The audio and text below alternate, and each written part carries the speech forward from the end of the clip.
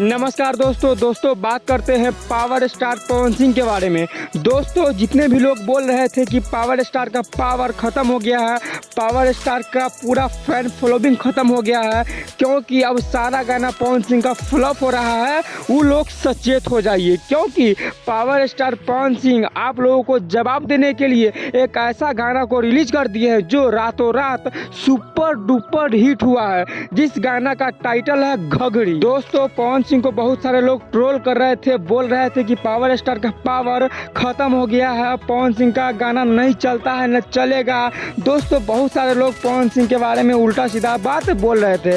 दोस्तों उसी सब का मुंह तोड़ जवाब देने के लिए, उसी सब का अकड़ को तोड़ने के लिए पावर स्टार पवन सिंह ने एक गाना लाया था घघरी वाला।